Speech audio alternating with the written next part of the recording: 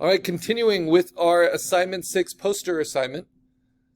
Where we left off, we are making final modifications to modified existing typefaces for our poster, but let's just quickly go through what the steps were. We are working with assignment 5, our spot illustration, in some way. That was due back on the 9th. And we are using it as the basis for a poster. So to add to that poster, we are adding text, type design that goes with it. So we talked a lot about how to a text block. And if we look at the project, see where we are here. You will find it under assignment 6, where we're posting. The step that is not required to post but is very helpful is what's called a text blocking sketch. So this takes your spot illustration, keeps it in mind, and then arranges the words you want around it. Now it's called blocking because you want to not think of it as individual letters. You want to think of it as big shapes that the text takes up, right? And it can be inspired by your art style, your modernist art style, or by any kind of poster design you want to be inspired by. The text can go over the top of your image, it can go behind your image, it can go to the side of your image, underneath your image, across your image, at a diagonal, however you think it would be most effective for a poster. But when you're doing design, you're thinking with the end in mind, and the end product is a 16-inch by 20-inch poster. So we will now, after we've designed the black type, we will then be adding a background and a border, and then we'll be playing with color variations to the type. So those are the 3 requirements for assignment 6. And let's see if we can get that knocked out. So in my assignment, this is kind of my process along the way, starting to build this vector type on top. I modified it from existing typefaces.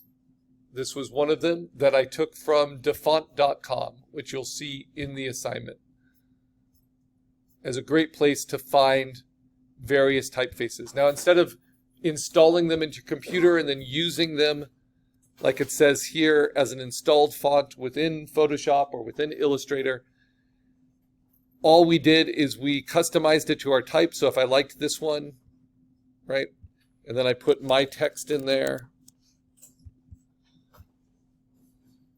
I can preview it, then I can just screen grab it, and then we can convert it to a vector using image trace. So that is a really helpful kind of quick way to mock it up. So I would screen grab just the text.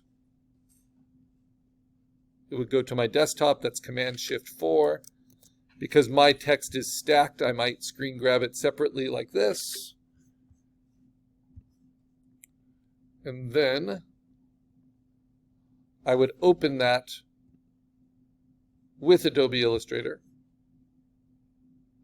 on top of my text blocking sketch, right? And I would convert it. So just a quick reminder, this hung up a lot of people. I know we learned through repetition. The way you convert a raster file, a file that is made of pixels like this, even just a low resolution screen grab, into a vector in Adobe Illustrator, is you go to Properties. First you click on it, you go to Properties, and you'll see Image Trace as an option. Of the defaults, you want black and white logo as a start, but then you need to choose Advanced Options because you don't want the white shapes. Drop down the Advanced and you say Ignore the color. That is the background color. And then when you're happy with it, you hit Expand. And now you have vector shapes of that typeface, right? Which can then easily be modified. You are not allowed to use a typeface just with the defaults because it looks boring, right? So how do you modify? Just like we did with our vector logos, you can play with arranging. This is called typesetting, playing with the sizing, the kerning, the space between. You do that by selecting each letter form, then using the large selection tool to transform it. Right? You can tilt it. You can even right-click, transform, and do things like warp it, but it's not called warp in Illustrator, it's called shear. And shear is a little bit harder to use, but this is a great way to add what we would call italicized variations. You can basically kind of distort it and shift it in different ways, playing with these different functions. And, of course, you can just redraw it. So the way you do that is to get to your anchor points by using the small selection tool, and then my favorite tool, the pencil tool, to redraw, the magic scissors. Remember, you can set it to be more smooth or more accurate, but if I wanted to do things like add drips to it, you just start on the path and end on the path. Add serifs to it. This is called modifying an existing typeface. So that is what we're doing, but we need to do it with a plan. Design is when you have something in mind and you're working towards that goal. So my Illustrator file, that's what I'm working on. It's the AI, the working format. It's using my text blocking sketch as my plan. And now I use two different typefaces that I screen grabbed from DaFont. They are both open in my folder to remind you. So this was the Always, very blocky, very modern, but I've changed that to be more Art Nouveau-ish, more organic by modifying. And then my changing is a lot slimmer. Right? It's already fairly organic, but I had to thicken up where it was really thin, and now I'm having to place it. So this is very much your compositing skills, like we learned in raster programs like Photoshop, but we're applying them now to our vectors. So how do we keep them organized? How do we understand them? We use layers. And I recommend locking the layers that you're happiest with, right? So let's look at the letters as we go. And the N is the next thing I need to place. So I'm going to first select it with the small selection tool, find out where it is, then the large selection tool. The large selection tool allows me to basically transform it, play with its scale, play with its angle. And then when I think I have it close, then I can use the small selection tool to see its anchor points.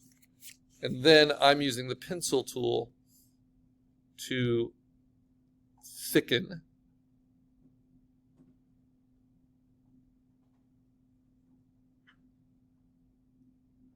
some of the really thin lines, and basically customize it to my project. So maybe I want this to instead echo the curve of what's above it, because this is customized type design to go with your spot illustration in your project. Then it's a little thin here, so I'm going to taper that a little differently.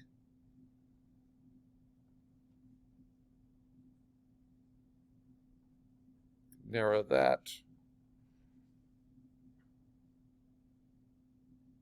It's another really useful function of vector programs.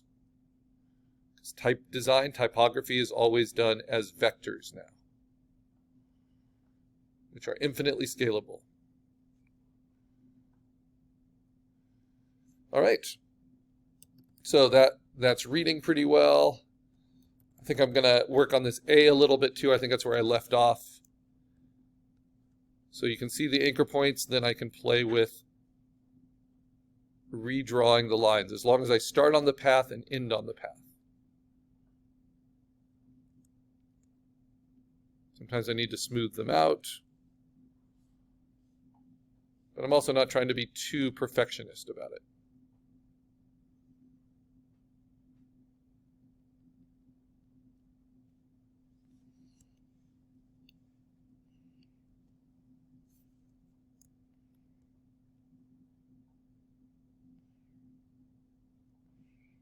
Obviously, the more text you have, the more work it is to get your black vector type solution.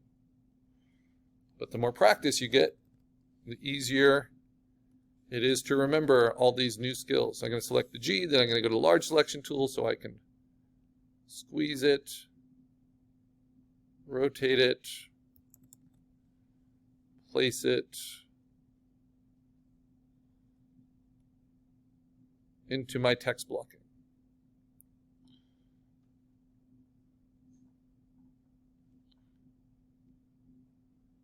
And this might be an example where shear is helpful. So I right-click, I transform, and I go to shear, which allows me to kind of push it in different ways. There we go. Yeah, that's helpful. All right, so now to redraw it, small selection tool, click on it so I can see the anchor points, pencil tool, thicken up some parts, as long as I start on the path and end on the path. That was an example of not ending right on the path, and so it just created a new line, which is a shame because I liked that path. But in order for it to redraw the edge, I need to start on the path and end right on the path.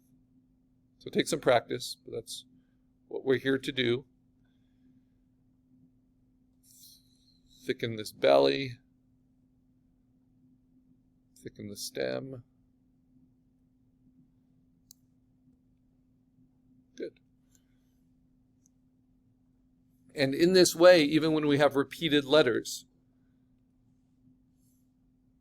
we get to customize each one. So I don't need to redraw this G. Instead, I can take this one, copy it, paste it, Command C, Command V, move it over here, and arrange it, right? But I'm going to be redrawing that anyway. And then the same thing with the N. I can start with it here. Well, let's get rid of this one first. This is why the text blocking sketch is so helpful. Copy it, paste it. Start with that. And then modify.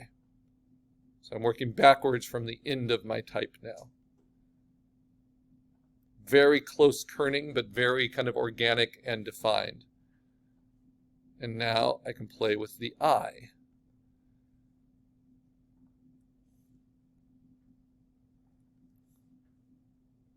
Let's see, maybe tilt it a little bit more.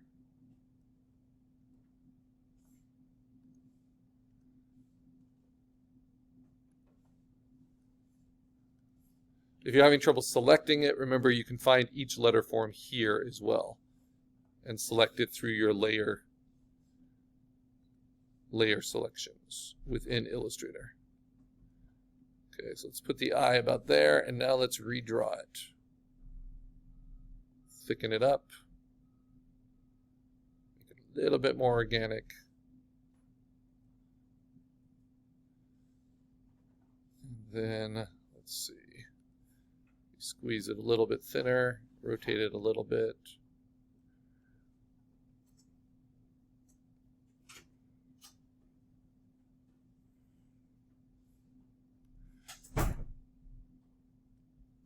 Now, just like with our logo, if you're doing very, very conscientious type design, you could spend a long time trying to get it right. And that would be definitely true for a logo type, like Coca-Cola, right? But here we're just doing type design for our poster. So we don't need to have every detail perfectly finished off.